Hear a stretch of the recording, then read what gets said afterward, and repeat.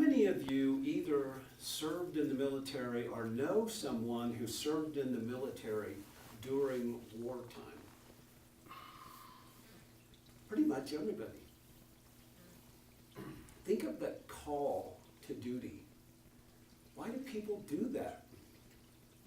What is it within that drives people to serve at the risk of their own lives? Let's step back a little from that. What is it that calls people to be teachers, nurses, servicemen? There's all kinds of things, opportunities, where people elect to go into a career to serve. What is it? What drives that?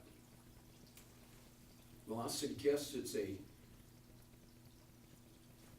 desire to serve the common good. And of course, the outline for today, submitted by the mothership, is titled, What is the Common Good? You know me, I like to tweak it. So, what is the common good / interconnectedness? And we'll explore the interconnectedness, because I believe it comes from that we experience a desire to serve the common good. In Science of Mind, Dr. Holmes tells us there is a common good.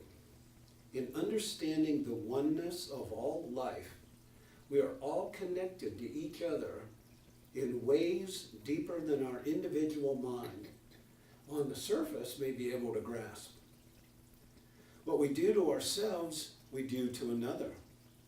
And what we do to another comes back to us. Since all life is bound together by one common law of love, and love is the self-givingness of spirit. Excuse me. But there's so much more to this than just a spiritual lesson. This is natural law. It's biology. It's physics. It's new thought, and especially ancient wisdom. In this way, how we support each other, how we support life, is the self-givingness of spirit working through us as us. We can use our co-creative ideas to help each other in a giving way and literally transform our culture and our world. The common good is oneness, interconnectedness, which is love working together. The book for the month is still Ethics for a Whole World by the Dalai Lama. But how can we presume to know what is the best for all? And what is the common good? Well, let's look at some of the principles behind that, how we experience interconnectedness. I came across a great book this week, or well, a couple weeks ago. Who Do We Choose to Be by Margaret Wheatley. Is anyone familiar with her? Every page in this, there's something I would like to post out on Facebook as incredible wisdom. And she has a whole chapter about interconnectedness, so I'll be borrowing some of that. But let's look at what science teaches us. How do we understand life in the universe? In 21st century science, we have biology, we have physics, and they don't always support each other. They don't always reach the same conclusions, but in this case they do. Life is not a separate thing. Everything we observe is part of a vast web of relationships. Living systems in the entire universe are understood as dense layers and layers of networked relationships. Nothing lives alone. In physics, one of the most astonishing discoveries of the 21st century was the complete, overwhelming evidence that despite the perceived separation of formerly paired electrons, you can separate these electrons on opposite ends of the cosmos. And if the spin of one electron is changed, the pair electron changes instantly. Not at the speed of light, instantly. It cannot be measured. It's the same time. So subsequent experiments show entanglement exists as an observable phenomenon. Einstein labeled entanglement theory as spooky action at a distance. So remember that scientific definition of entanglement. It's spooky action at a distance. Entanglement refutes spatial separation. It says there's no distance between us. We're connected. According to the physicist Werner Heisenberg, the world thus appears as a complicated tissue of events in which the connections of different kinds alternate or overlap or combine and thereby determine the texture of the whole. And Tim Maudlin, whose title is new to me, philosopher of physics, the world is not just a set of separately existing localized objects, externally related only by space and time. Something deeper, more mysterious, knots together the fabric of the world. Now, in Wheatley, she quotes some physicists like Feinstein and Schrodinger's cat and all that fun, familiar stuff that we all know from the Big Bang Theory. You know, that's my source of physics. And I'm sure many of you are aware that in 1995, Yellowstone National Park reintroduced wolves to the environment. 41 wolves were released and tagged and monitored. I mean, it was a grand experiment.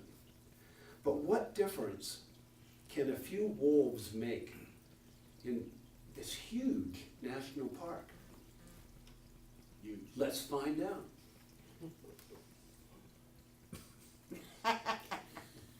We're Say it working on a again. couple of stuff here, so just repeat yourself. And I've been in the wolf cages from the old days. They're falling apart.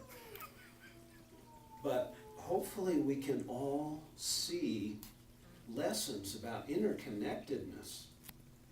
This entire universe is interconnected, from the giant predators down through the food chain to biology to rivers. Have you ever heard anybody say there's a grand conspiracy in the universe for my good? Yes. That's the classic example. We don't know how much of a role we play in that fabric of the universe. 41 wolves made that incredible change. Now the population fluctuates. It's been as high as 150, but right now it's just around 100, 108. But there's more wolves outside the park. And they're doing the same thing outside the park. I guess there's around 400 some wolves now. And if a wolf can do that, what can you do to improve nature, to improve your culture, your spiritual community? You all have an amazing impact when you walk in here. Your energy, Here's what the great conservationist John Muir had to say long before the biologists learned so much by introducing wolves. When we try to pick out anything by itself, we find it hitched to everything else in the universe. Clearly, John Muir already understood the principle of entanglement long before the physicists did, long before the biologists did. Okay, I have a question. Is there anyone here who thinks these natural laws that science now recognizes don't apply to them? Anyone outside this universal law? Okay, that's a good start. So if we aren't exceptions to the natural laws of entanglement, interconnectedness, we are truly interconnected. So what does that mean? Well, Dr. Holmes gave us an answer when he wrote, "All life is bound together by one common law of love, and law is the self-givingness of spirit. It was the realization of the one presence which illumined the saints and the sages in the past. I and the Father are one.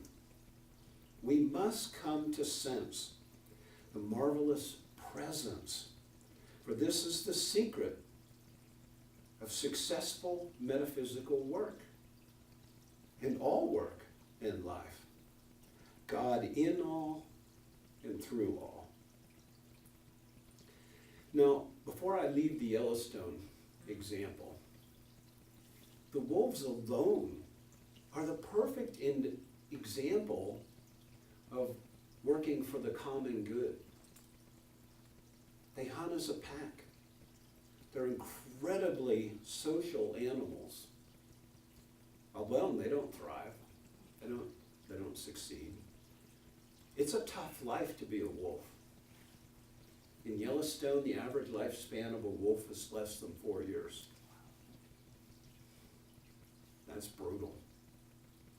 But they work for the common good of the pack. Oh, running with the pack. Okay, I'm a huge wolf pack fan in general.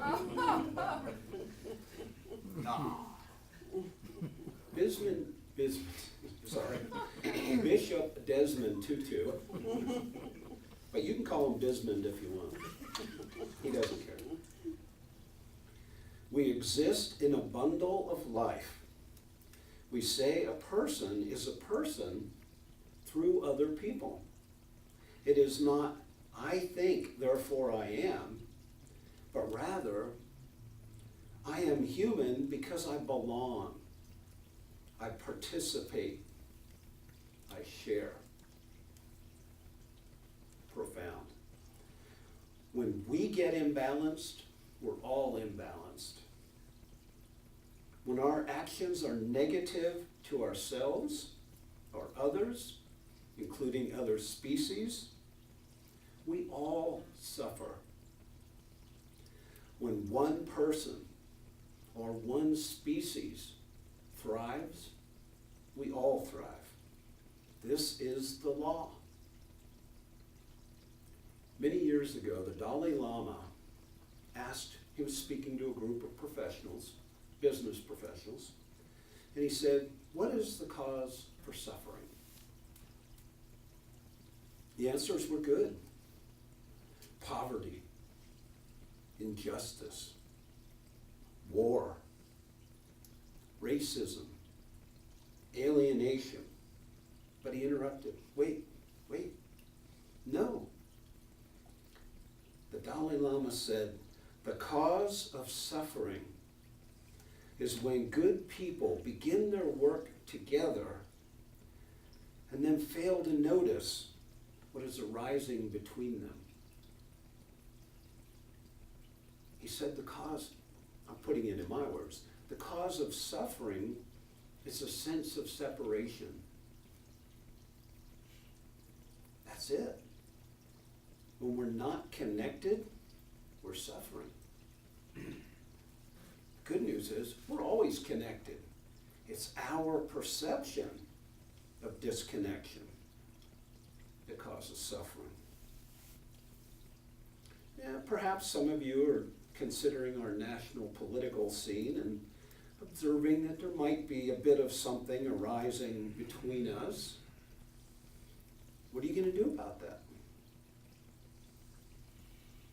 We all have a role to play. Dr. Holmes recognized that particular scenario in the 1930s in The Science of Mind when he wrote, "All individuals merge into universality. All forms are rooted in one common creative mind, and the Spirit of God is the spirit of man." We can always seek common good when we turn back to this. And this is another quote from Science of Mind. The happy outlook on life is always constructive. The understanding heart is filled with sympathy and helpfulness towards all. An evolved soul judges no one, condemns no one, but realizes that all are on the road to experience, seeking the same goal, and that each must ultimately find his home in heaven. So, personally, I looked at that and I said, the understanding heart judges no one, condemns no one, and I've given up on how I react to drivers. Mostly. The current thing I have to work on is how I react to basketball officials at the games. Yeah. I still have work to do. Do you? Oh, yeah. Some of you. Some of you are so beyond this.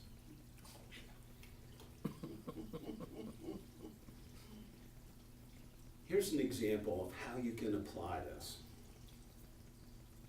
More and more people are electing not to watch TV, and not just because of the commercials, not just because they want to cut the cord, but it's the negative headlines, images that get stuck in our minds and our heads.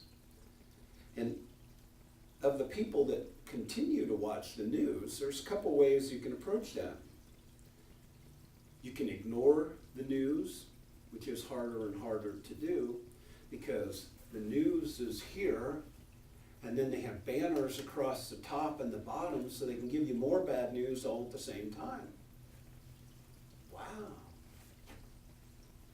You can be thinking you're ignoring one while the other's implanting in your brain. It's harder to ignore it.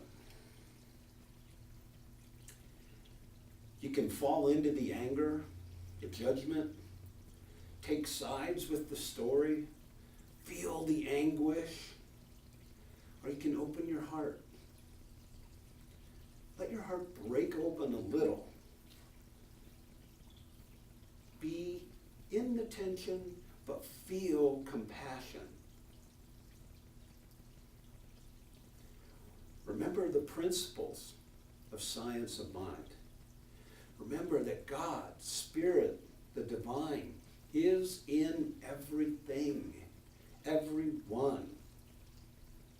And that Spirit has a plan. There is an interconnected divine conspiracy for my good. I'm pretty sure it applies to each one of you too. No matter how angry we get at politicians, drivers, basketball officials, that person has the same spark of God within. The same spark you do. We're connected. See the God perfection in that spark, just for that moment. and it's healing to you and the other person. When you see tragedy, catastrophe, anguish, negativity, try to stay neutral. Find your happy place without judgment, without taking sides. That's how we get the highest outcome for everyone, because we are interconnected. That way your energy from spirit, your adamantine particles are going out to the universe as a blessing. Spirit knows what will be done, what should be done. Sometimes we think we know, and that's where our judgment slips in. We can't always know. Spirit knows. Spirit always knows. So, are you on the sidelines watching? Or maybe you want to jump into something and have an impact, but you don't know what to do. Turn within. Find the answers. Spirit knows where to use you in the right, perfect place. Are you already in that creative flow, creating marvelous ways to help others and support others, other people, other species, the planet? If you are, great. Share that with us. Let us know. What do you choose to do in order to grow your consciousness, your spirit? That's a key for you. How can you share? What makes you feel good and supports your life, your energy? And here's an important one. I know for many of us, are you open to request help from someone when you need it? Kate and I are here, always available for prayer requests, to listen. And there's many, many other ways. If you need help with something, ask. Ask one of your friends, your associates. Reach out. We are here for the common good.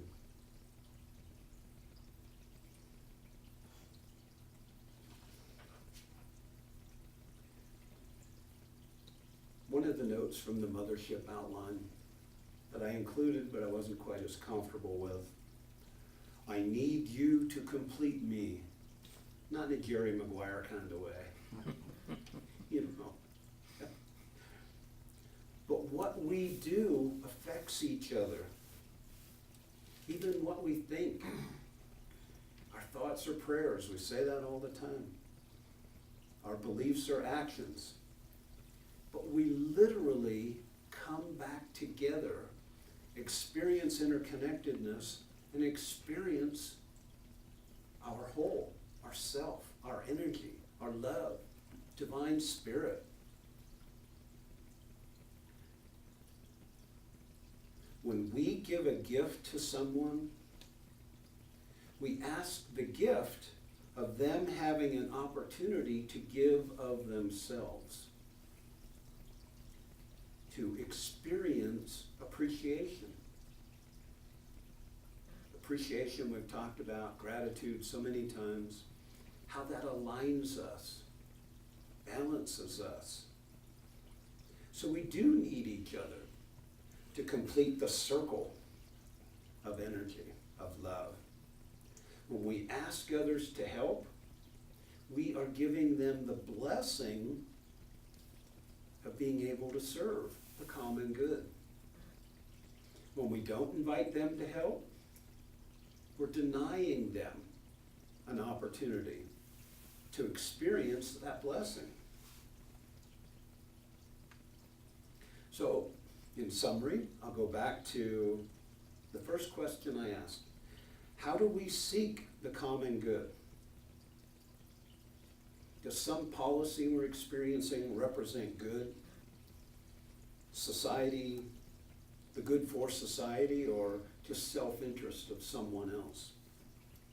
I would venture to say that when we have talked about the common good of all, it comes about in ways we're not understanding, ways we can't even imagine. When the biologists won the fight, and they had to fight for 10 years to reintroduce wolves, they had no concept how it would improve that environment. We have no concept what our blessings can mean to everyone. But we have to make ourselves available. We have to jump in, we have to participate. Even if it's only in our thinking, we have that power. So with that, I'll say namaste. Namaste. But I will offer a final affirmation. I offer love and kindness to myself every day, knowing I am one with all. I offer love and kindness to all and everything. And so it is. So it is.